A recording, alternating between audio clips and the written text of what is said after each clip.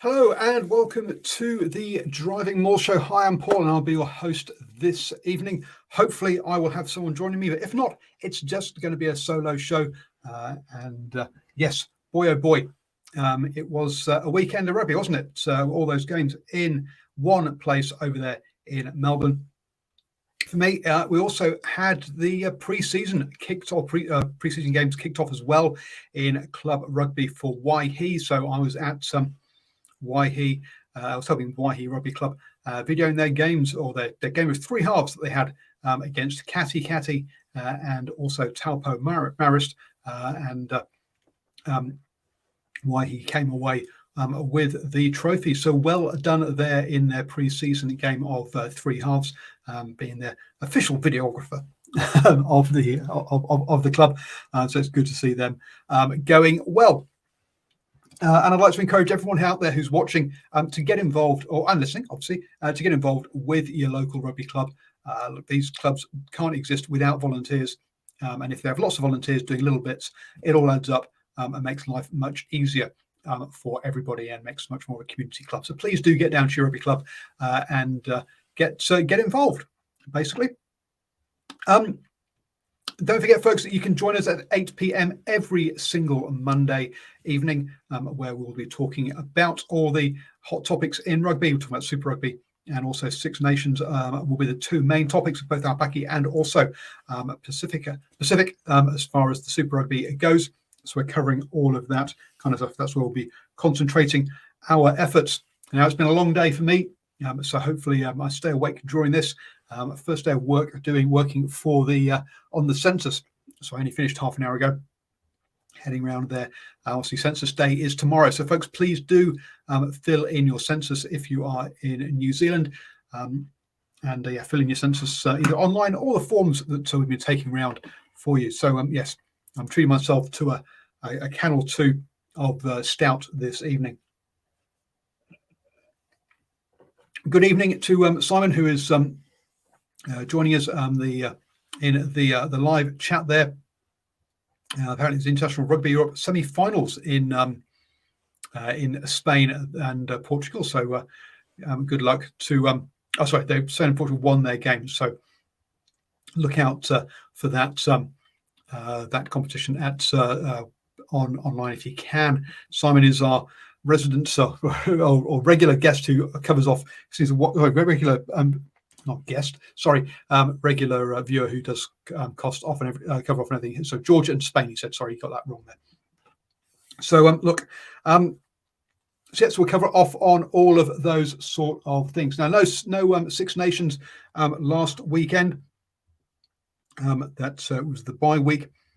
Coming up this current weekend, we've got Italy versus Wales and England versus France. Both of those on Sunday morning New Zealand time, so 3:15 a.m. for Italy versus Wales, which should be promises to be an absolute cracker, because remember, that is basically the wooden spoon playoff, and Italy have looked really good in their first three rounds. Sure, they've lost all those games, but they have put up some good performances and have played the number one and number two in the world. So look, I think they've got a cracking chance. Wales, on the other hand, have been disappointing, let's be honest, and with player revolts and all sorts going on, it's an absolute mess over in Wales at the moment, unfortunately. So will Wales lose to Italy for 2 years on the bounce? That could happen. Then we've got England versus France. Obviously, that's France there going as favourites to Twickenham, but Twickenham is always a tough place for them. England, look, far from the finished product by any stretch of the imagination, but at least there were some foundations for something to build on in that game against Wales. Now I come off the bounce of 2 wins against Italy and Wales, admittedly the 2 bottom teams in the competition. I do expect France to win, but there's that game at Twickenham. And then on Monday morning at, that's 5:45 a.m. New Zealand. And then Monday morning at 4 a.m. Scotland versus Ireland. That should be a cracker as well. Scotland have really gone well in this competition, winning their opening 2 rounds, obviously, and then going well against France. And a number of people were thinking they should have won that game if they'd been able to close out the key moments. But France, better at doing that, won that game. But quality or ability-wise, Scotland were in a good shout there. So up against Ireland, that should be a cracking game. And So 2 cracking games there this coming weekend in the Six Nations. But let's look back then on the Super Rugby. And in Super Rugby Alpaki, we had 2 games.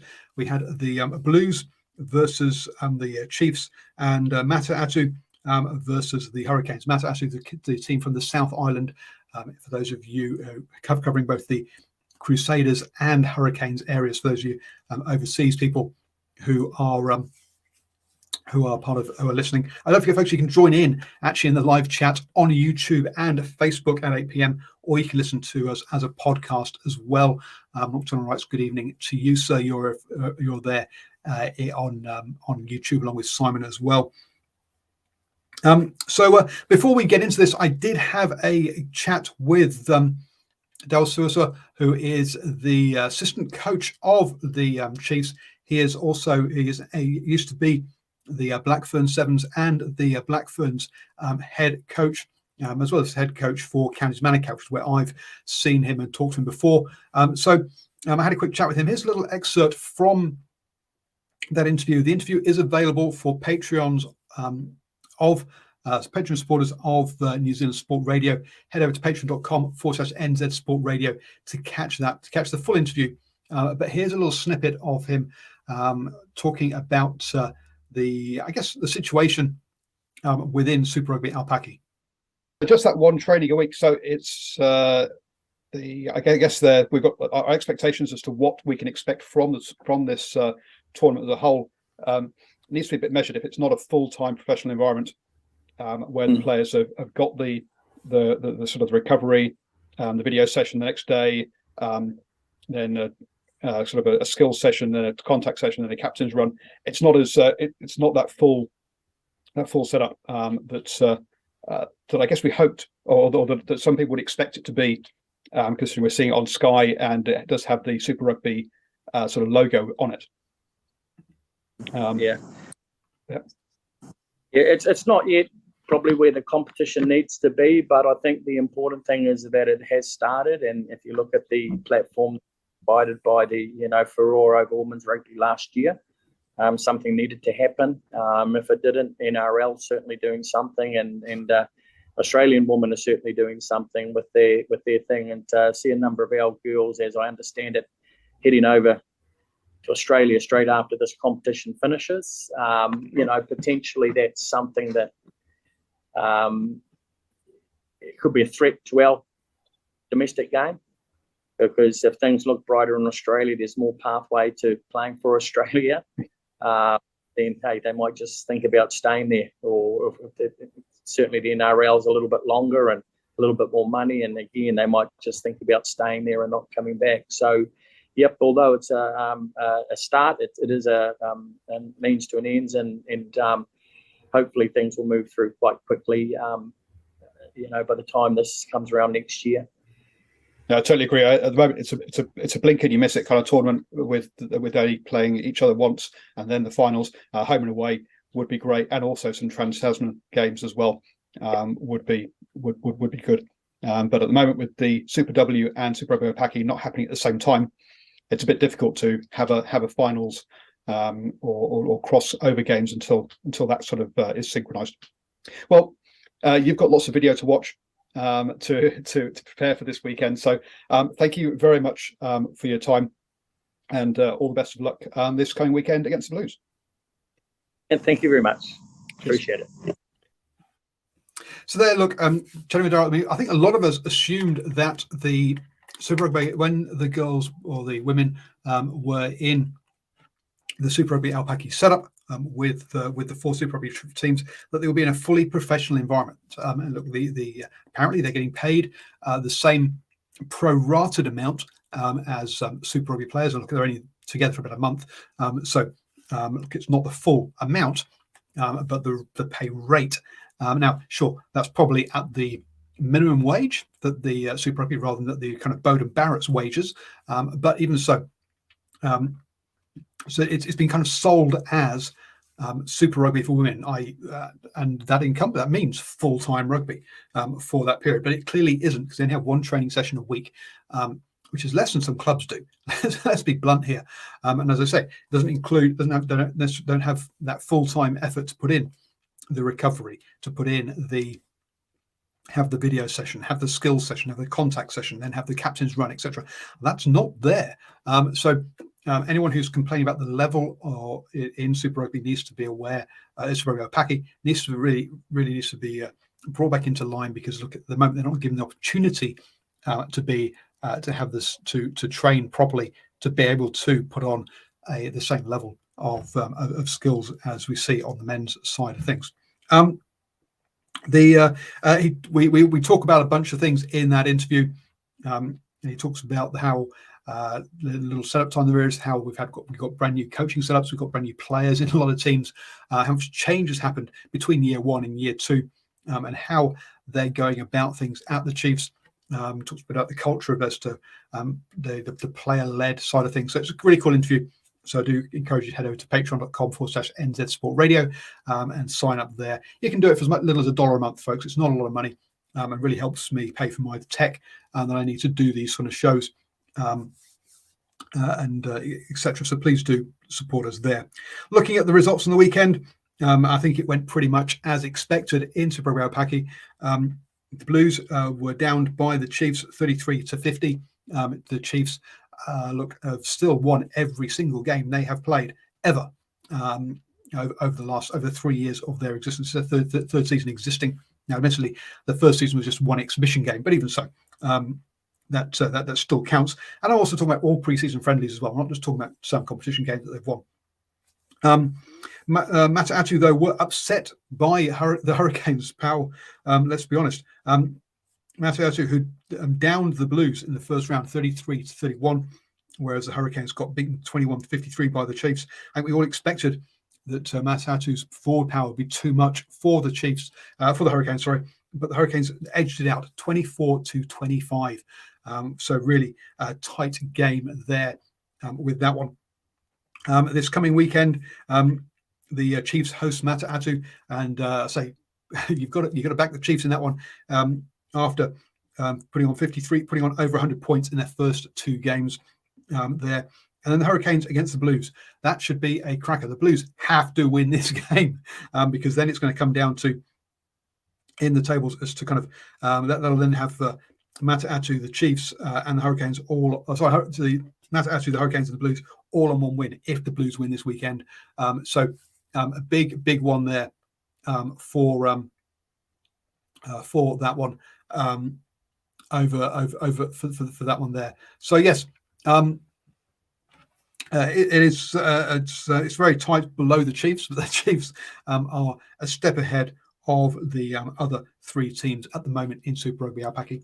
What you heard though from that interview really was a concern from Daryl about, I guess, something that we've seen from Australian rugby for a long time about them being behind the AFL, behind NRL for access to talent, because those 2 codes are basically bigger than rugby union is over in Australia, and both AFL and the NRL have both got professional women's competitions up and running. And if rugby union doesn't get their act together on this one, then they are going to lose a lot of talent.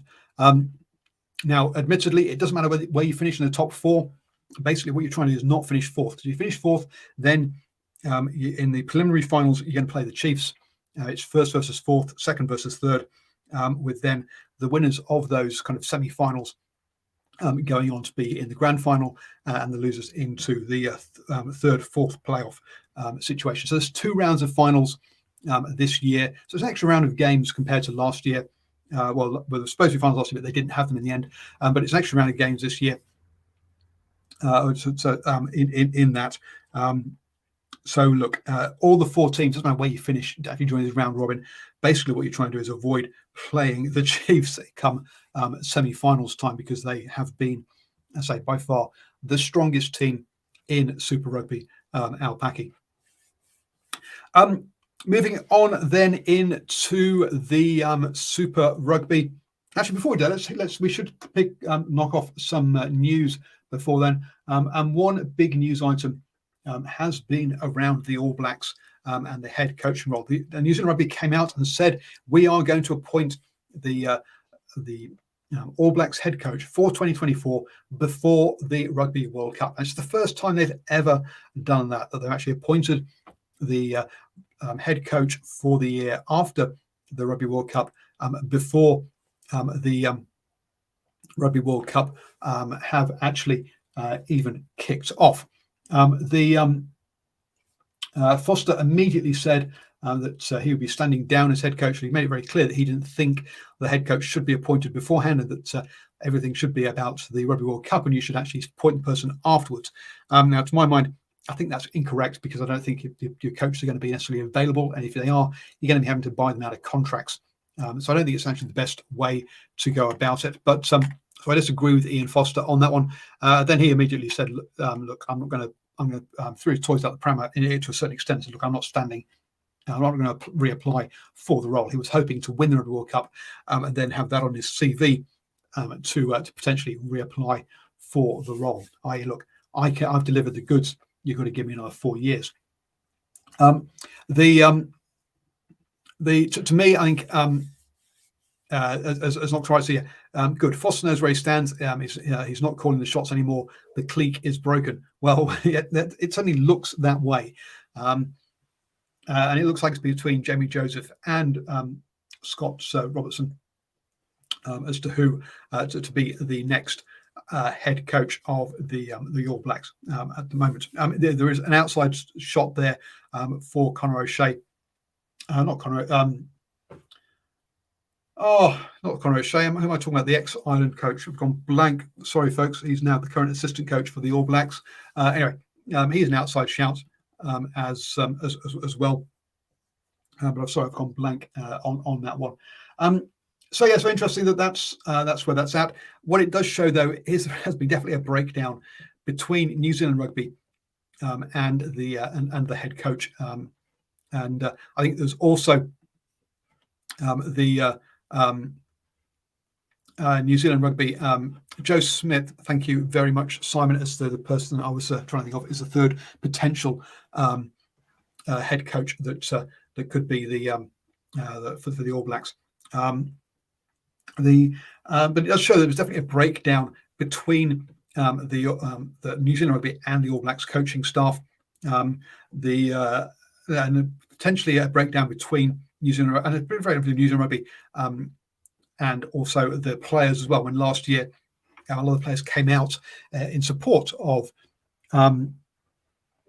Foster, particularly players such as Aaron Smith, Arnie Surveyor, and I can't remember who it was now, someone from the Blues as well. So various, Sam Cane, I think, was from the actual from the Chiefs.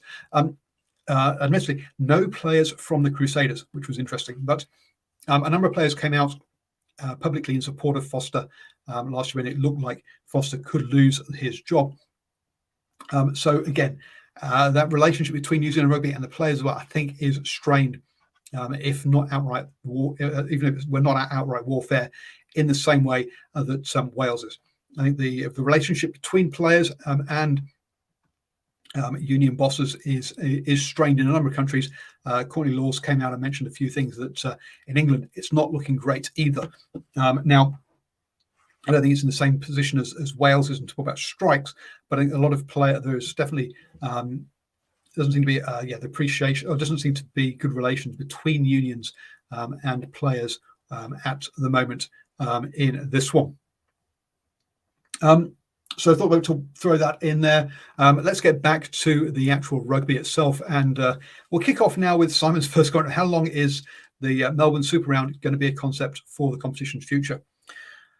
Boy, oh boy. Let's have a look at sort of the background to this. The Melbourne Super Round is a round of New Zealand home games. It's a New Zealand round that New Zealand Rugby has sold that round to an events team or events company, who then host that, who then decided that the city they could get the most money for hosting this from was Melbourne. So and hence they took it over to Melbourne. I'm sure they looked around at other cities and saw if anyone else, other cities would bid to host it. So that's why it's in Melbourne. This is not Sansa or Super Rugby actually wanting to sort of wanting to put a round together in Melbourne. This is an events team that's working with, as Simon says, the Victorian state government buying a round off New Zealand Rugby. And New Zealand Rugby is doing it for money, funnily enough, which tends to be what New Zealand Rugby does most things for. Let's be honest. And so it's been done for money, and that's where it's at. Now, so whose job is it to promote it? It's not the New Rebels' job to promote it, because they have obviously they're playing in it, but it's not their home games. It's not they've not asked for it to be at home. They've not asked for it to be there. And they have probably not even contractually allowed to be promoting it. It's been promoted by somebody else. And I've seen some comments online about people saying how the promotion from the New Zealand teams wasn't great. And I'm trying to say, yes, little things like promotion cooperation between teams and organisers is not great. The Islanders saying no All Blacks, etc. Look, it's not been the organisers have bought this, and then basically New Zealand Rugby and everyone else has washed their hands of it and said, "You promote it, you've bought it. It's your money to promote it. We're not going to help you." Or maybe that's tad harsh, really, but so it's. So look, it's that's where it's all come from. So I've seen comments about saying, look, the rugby, certain teams have not done enough, and that's probably true. They haven't, but the reason they haven't is because they've not really got skin in the game. If it's successful or not, they don't really care. When they promote games at home, if it's successful, they make money by selling tickets. They don't make any more money by selling tickets. They don't really care about the Melbourne round on the whole. Now that's a tad over harsh about not caring, but it's the reality of where are you going to put your effort. You put your effort in where you get the feed, where you get return, and you don't get any return from this. So hence you put your effort elsewhere. So we'll see where they're going to have it, or if it'll continue. I think it's basically going to come down to, will the Victorian government or will the government will Auckland Council or will Wellington Council pay for it to exist, to have it at their place? If there's a government agency or a local council that's going to pay for it, then it will happen. If there's not, then it'll stop. It comes down to that, really. Let's be honest. The crowds were okay. Okay. I put a tweet out saying, geez, there's an awful lot of green seats for having a great crowd and great atmosphere. And I got a few comments saying, look, Paul, it's actually they've got crowds that are bigger than normally they get for Rebels games. I think, and I agree, it was an okay crowd for Super Rugby. The problem is the commentators were trying to make it out to be, it's a fantastic crowd. Sonny Williams was even like, oh, we might have a sellout later. So which planet are you living on, Sonny Williams?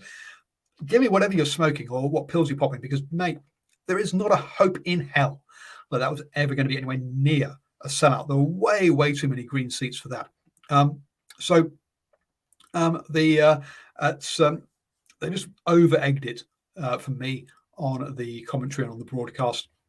Yes, it was a good atmosphere. Yes, it was a decent crowd, but it was not by any stretch great or wonderful. The problem that Super Rugby has is it's a 10,000-12,000 attendance, right?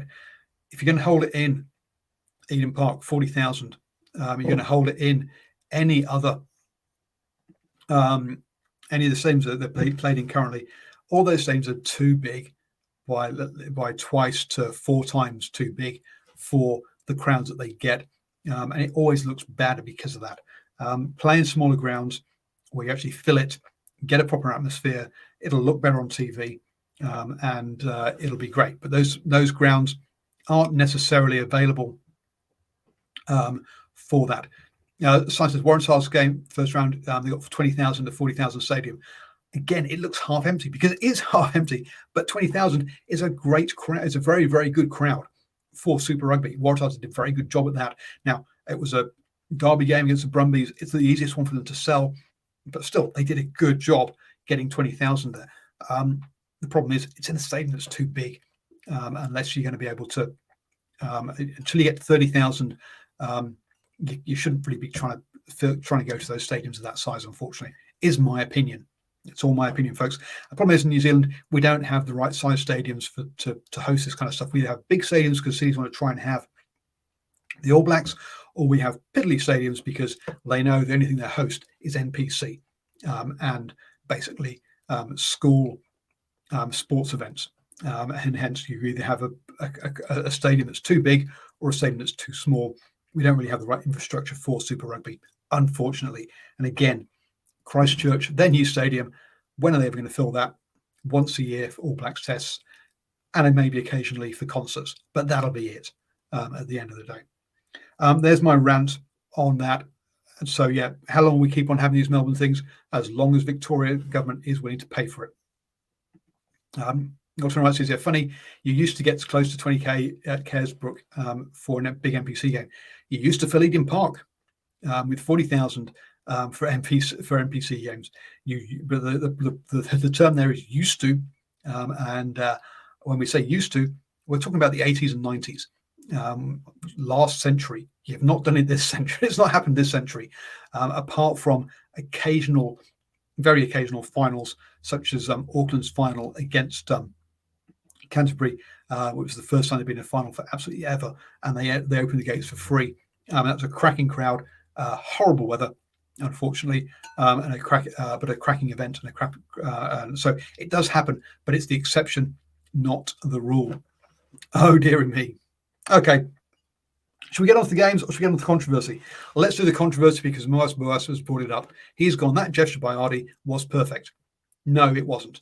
That gesture by Ardy was unacceptable in the game, and it's something that needs to be stamped out straight away. I've seen comments about, look, when you have warriors going to battle. This isn't a battle, folks. These aren't warriors. These are athletes taking part in a game. They are not fighting for their lives.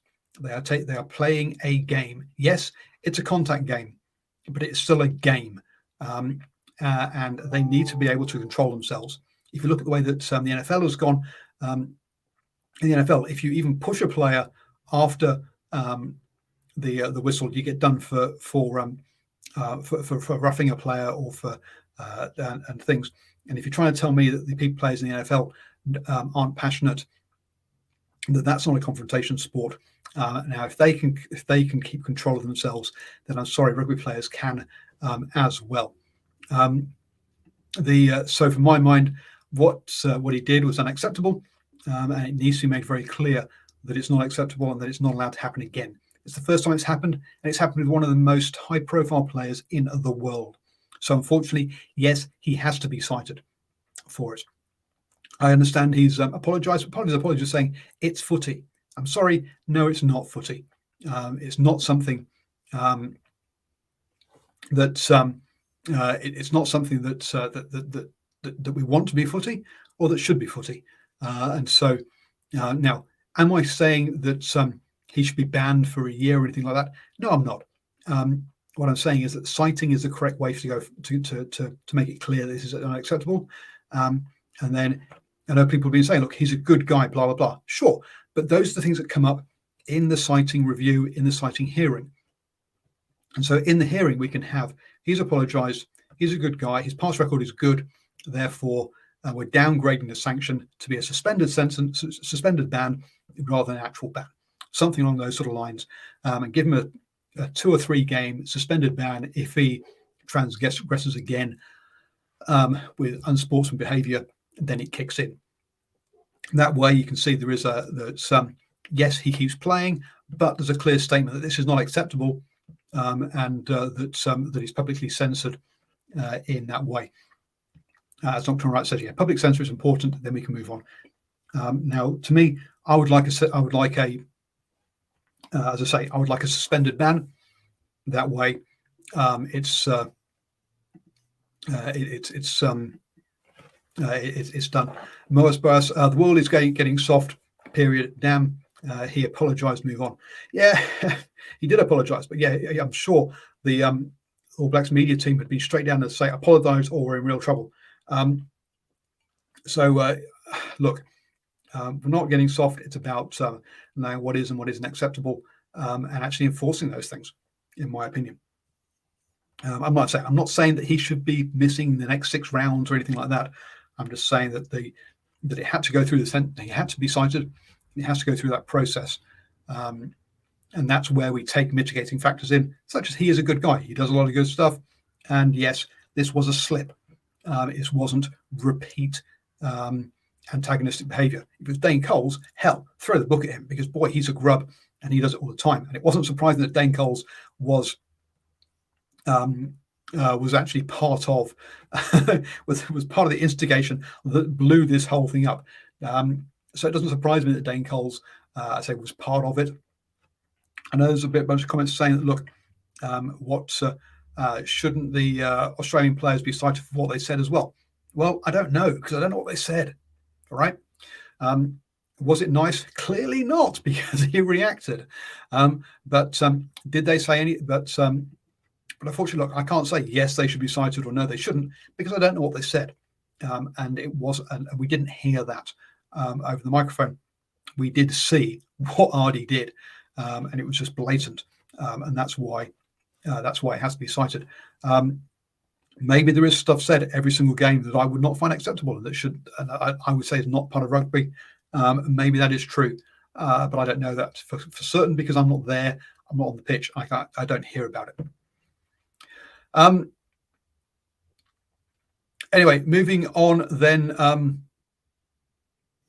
Moaz Buzz said the All Blacks did it for years with the hacker. Nothing wrong with a bit of argy-bargy. Nothing wrong with the argy-bargy. That's fine, but we need to know where the line is, and that to me, that's crossing the line. You'll also notice the All Blacks don't do it in the hacker anymore. It's been phased out. It's been got rid of, because they realise that actually it's unacceptable, and it's something they should never have done in the first place. You can have the hacker, you can have the challenge. You don't need that in there as part of it. Let's move on then to actual rugby, please, because hey, we've had enough of that. First up, we had the Crusaders against the Highlanders. Crusaders going off the back of one of their worst performances ever. I think it's probably fair to say, or at least definitely under Scott Robertson, when they lost in the opening round to the Chiefs. And they bounced back from that to beat the Highlanders comprehensively, 50-15. The Highlanders now have scored the fewest points in this competition across any of the teams. Less than Moana Pacifica, less than the Fiji and Drua, less than the teams less than the Rebels, less than the Force. The teams were expecting to be in that bottom 4. The Highlanders are a mess at the moment, unfortunately. And it doesn't help that they have the worst line out. You have to get your set piece right if you're going to be playing a team like the Crusaders or the Chiefs or the Blues or the Brumbies, the top 4 teams. They've played the Blues, they've played the Crusaders, the 2 teams that people think will be in the final come the end of it. So we'll just look. There's definitely a much improvement needed there. Also, the fewest number of offloads, but hey, and only 2 line breaks in this game. 2 in this game, 3 in last game, 5 line breaks in the entire competition so far. Really a problem there. Thomas Magan Jensen, yes, he's been very good. Ainsley's also been good as well. They've got some good players, and they've been not playing as well as a team. Josh Dixon, yeah, there's only so many years before the old body has to give up though on that one. Simon said yesterday, interesting when the Highlanders played their first Australian opposition. True. Look, they've played 2 of the top teams. I get that, but boy, oh boy, they have looked poor in those games. We look at for example, Moana Pacifica just played the Chiefs, one of the top teams, but they scored 29 points, right? They managed to win 16 of their 18 lineouts. So they had a decent lineout, winning 4 more than the Highlanders for the same number of lineouts. The also had so much possession that they actually had to make the fewest tackles and gave up the fewest penalties. So look, they do have look. The Highlanders are in trouble, and there's no two ways about it. Next up, the game that I was not expecting to be very interesting, but was one of the two best games of the weekend. Let's be blunt. Rebels versus the Hurricanes, 33-39. Sure, we've had the RDC. I think we've talked about that already.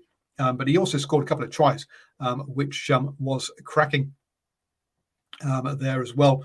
Look, he's a cracking player, don't get me wrong. The Rebels, though, look at that, 18 out of 18 and 3 out of 3 of their scrums are perfect at the set piece. Boy, they needed that kind of thing. But 20 turnovers, ooh, ouch, that did hurt them. The Hurricanes, though, look, 39-33, they managed to get the win. Both the Hurricanes and the Blues, big error in the fact that they had double yellow cards. Now, the second yellow card for the Hurricanes got turned into a 20-minute red card. That's the first time that's happened. So good, interesting to see that. I'm interested to hear back from you guys as to your thoughts on that process. Did you like the idea that it's a quick yellow and get reviewed off and it keeps the game moving?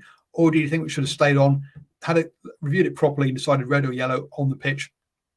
Be interested to hear your thoughts on that one there.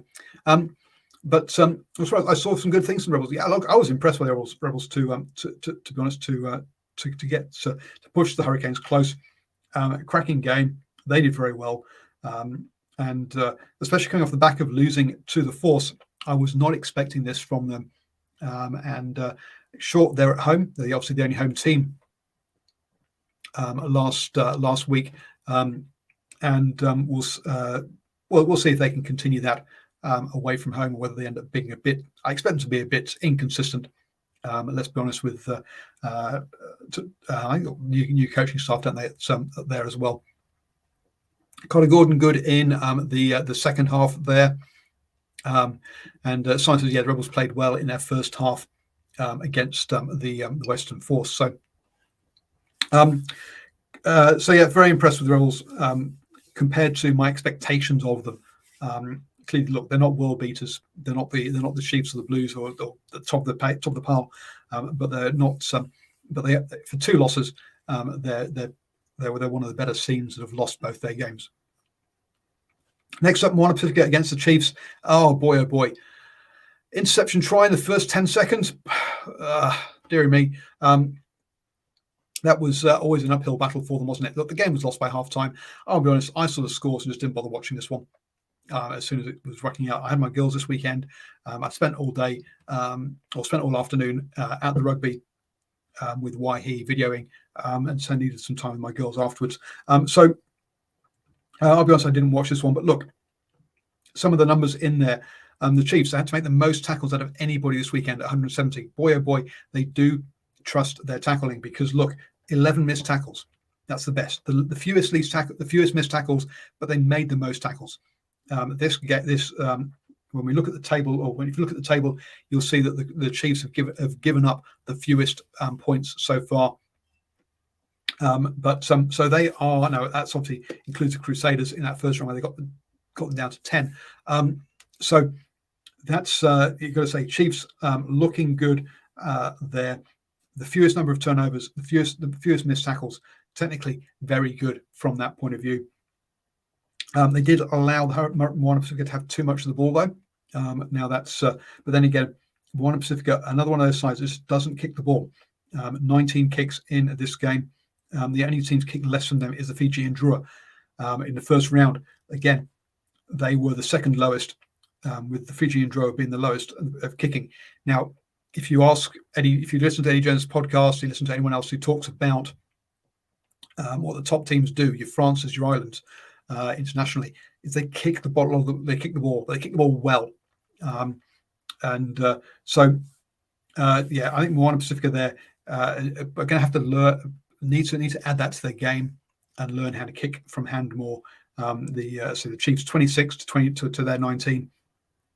Add to that a good platform from both teams actually in their set piece there with that one. Next up, the Drua versus the Waratahs. Wow, this one blew out. I didn't expect it to blow out quite so much. I thought the Fijian Drua would be closer to this one, 17 to 46 here. Again, the Fijian Drua, second week on the trot, the fewest number of kicks from hand. Yes, it's fun seeing the Fijians run from anywhere, but they need to decide when, because they only made one line break. One line break. That is just nuts when you think about what we think of Fijian rugby to be about. Lots of offloads. Actually, the Waratahs offloaded more than the Drua did, which is just a crazy thought when you think of sort of the style of rugby we expect from the Fijian Drua. So the Waratahs, offloaded more than them and came out with a big win there. So well done to the Waratahs, bouncing back from that loss to the Brumbies in the opening weekend. But look, we've got to obviously temper our expectations of the Tars, because again, it was against the Drua.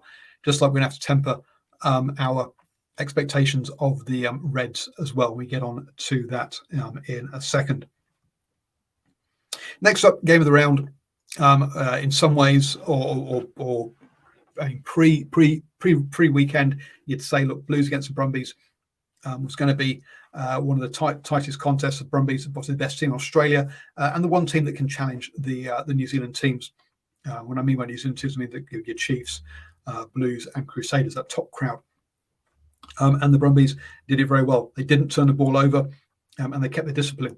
The Blues did not keep their discipline. 17 penalties. Ouch. The fewest number of offloads in the game, but they did. But even if with less offloads, they still made 5 line breaks. So there, all the points scored in the first half. Interestingly enough, no points in the second half for the Blues. 2 yellow cards at the same time, letting yourself get down to 13 men. Well, that loses you the game when the Brumbies put use fast hands and put Muirhead, on the outside, touching you down. If you've only got 13 players on the pitch, they've got 15. There's going to be a space there if you move the ball quickly enough. The Blues, that discipline. I'm sorry, but you can't allow 2 yellow cards at the same time. You've got to be absolutely squeaky clean when you've given up a yellow card. 17 penalties is just a joke. I've heard complaints about how Bowden Barrett ran the game. He's not a game manager. But look, I'm sorry, but it doesn't matter what your game manager is. If you've got discipline like that, it's all over. Christopher Bailey, sorry I'm late. Great weekend of games. What do you make of the Super Rugby weekend? Look, to me, I don't think it was a great weekend of games, to be honest with you. It was a weekend of blowouts with 2 good games at the end of the day. The Rebels, Hurricanes 33-39, and then the Blues, Brumbies 20-25. Got one more game to go through, which is the Force and the Rebels. But look, 52-15, 52-29, 46-9-17, and 71-20. 4 blowouts there in that. And there is really a difference between the top 4 and the rest. There's a couple of teams in the middle there with you, kind of Hurricanes, Waratahs, maybe.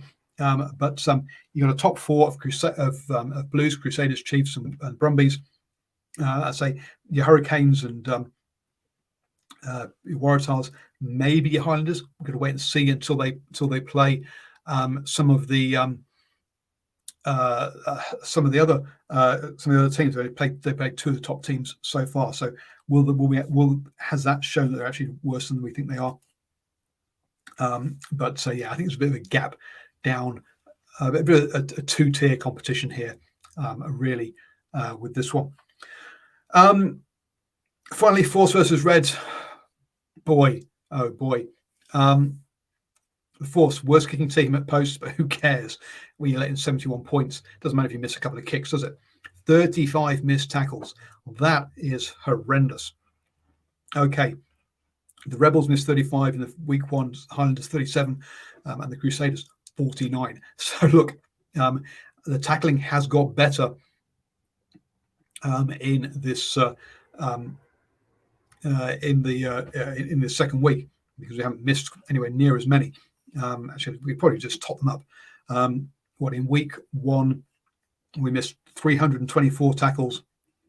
In week 2 we missed 261. So nearly 80 less tackles were missed in week 2. So defenses have improved, which is good. But boy, if you're going to miss 35 tackles, then and you're only trying to make 110, you're going to let people score points, and that's exactly what the Waratahs did. And congratulations, they managed to do it. 15 line breaks. Wow, no one else got in double figures this week. They made 15, so by clearly the most by a long stretch. They also kicked the ball the most.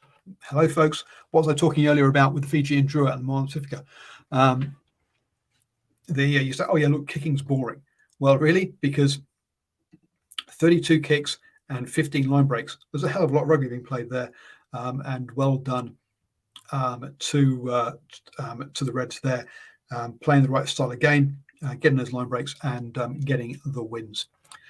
Paul, Christopher Edwards Bailey asks, who would be your 2 favourites for the wooden spoon? Well, look, after week 1, I would have probably have had the Rebels in there. But look, after that performance against the Hurricanes, boy, they've lost 2 games, but they stepped it up. The Force and the Rebels, I think, were both down there, for my mind, with obviously your Drua and Pacifica hoping to do better. Well, the Fijian Drua have, what was it, 90? Go away and have a look at my interview with post-match interview where we talked with the head coach McBride and also their captain after the Moana Pacifica game. Was it 17 or 19 weeks they've had pre-season? They should be the most prepared team out of any team. They need to make hay early on there. Because they should be more prepared and ready for the season than everyone else is going to be playing catch up from that with much shorter pre-seasons. For me, the Drua could slip backwards into that as well if they're not careful. But for me at the moment, it's Force and Rebels are the favourites for the wooden spoon places. Not sure, right? Is it too late for Pattaya to push for the Wallabies 15 jersey? Look. It is if he doesn't play 15 all the time for the Reds. He needs to settle at a position and stay there. Brad Thorne and Eddie Jones need to have a chat about where his best position is if Eddie Jones does seriously think he's going to the World Cup. But with Eddie Jones in there now, you're a new head coach. I think all the jerseys are up for grabs to a greater or lesser degree. Alan Soa and Tom and Thor have gone blank. Sorry, folks. Both are probably sort of nailed on into their positions in the on that propping side, and a few others. But and obviously Hooper, you'd expect is in there. But I think all the roles are up for grabs when you've got a new coach in the way that with someone like Eddie Jones. And if the players perform, I think he'll pick them. To be blunt. He doesn't have much time, let's be honest, before the World Cup. He's just got to go for it. There. My throat is becoming a bit sore from talking continuously for 48 minutes, folks. So thank you, everybody who has joined me in the live chat. I do really appreciate it. Joining me here on Mondays at 8 p.m. to chat footy. And we'll be back next week at Monday at 8 p.m. On Facebook, YouTube, and Twitter. Facebook and YouTube is where you can join in the live chat. Obviously then we'll have the Super Rugby games to talk about, and from Super Rugby Pacific point of view, Chiefs versus Highlanders. Boy, oh boy, it just gets worse for the Highlanders, doesn't it? They play the top 3 New Zealand teams in the top 3 weeks. That is really tough for them, and we are going to have to wait until round 4, where they play the Force to see if it's just purely who they're playing or whether they are just a tough side. Before you all disappear off, I'm previewing next week's games. Rebels versus Waratahs. The Rebels put up a good game against the Hurricanes, but the Tars also show that they can break free. Are the Tars in that mid-table and the Rebels are at the bottom, or are they both mid-table, mid-lower table teams? We'll find out a bit more on Friday night. Pushing on into Saturday, the Fijian Drua host the Crusaders in Fiji. Yes, looking forward to that one in Fiji. Look, the Crusaders should win this one comfortably over there, but should is the operative word. Will playing in Fiji really lift them? The Drua will have to wait and see on that one, but I'll be honest, I'm not holding out much hope for them there. Canes versus the Blues. Look, the Blues should be hurting from that Brumbies loss and should bounce back and win that one if they are going to say that. Look, if they are title contenders, if the Hurricanes want to say they're title contenders, then this is a good opportunity for them to make that case. At the moment, I don't think they are. Brumbies versus Reds. That should be a Brumbies win at home. I know the Reds are coming off for a big win, but it was against the Force, and the Brumbies have just beaten the Blues. So the Brumbies at home should be proving that they are the number one team in Australia. Then on Sunday, Force versus Moana Pacifica. Sunday, New Zealand time, it's midnight. Boy, oh boy. It's going to be tough staying up till midnight watching that game and then getting up with about an hour's sleep to watch Italy versus Wales. Unfortunately, there's going to have to be a call made there, and I think Italy versus Wales is going to be is where I'm going to be at. But anyway, Force versus Moana Pacifica. This is one of the big games. Moana Pacifica must be targeting this game to get some points. They need a win early on, or we can forget them having any chance of making the finals, which is what they want to do when they've got the Brumbies up next and then the Hurricanes at home. This is a must-win. This is already a must-win game for Moana Pacifica this season. On the flip side, it's a must-win game for the Force as well. When you think they've just got thumped by over 50 points by the Reds, so cracking one there. That game is free to air on Prime Live this week. Absolutely, that game at midnight. Funny that the Prime have decided, midnight slot when no one's actually awake. That's when we'll put a free game on. Look, at least they're making it free. So look, I'm being harsh there. Thank you, Sky, for making some games free. Let's try and grow the game. Super Rugby Aupaki, Chiefs Moana versus Mata'atu. That should be a home win with that one. That's on Saturday at 2 p.m. Unfortunately, I'm working this weekend, so unfortunately I can't make it to that game. And then Hurricanes Power against the Blues. That's a 4:45 game.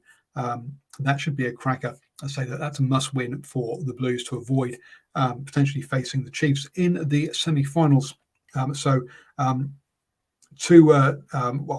game that I think should be a comfortable. We should know what the result's going to be, and then the harder one, and then obviously those Six Nations games we've already talked about at the top of the show. Thank you everyone for joining me. It's a labour of love. I do love talking rugby, so hopefully you enjoy listening too.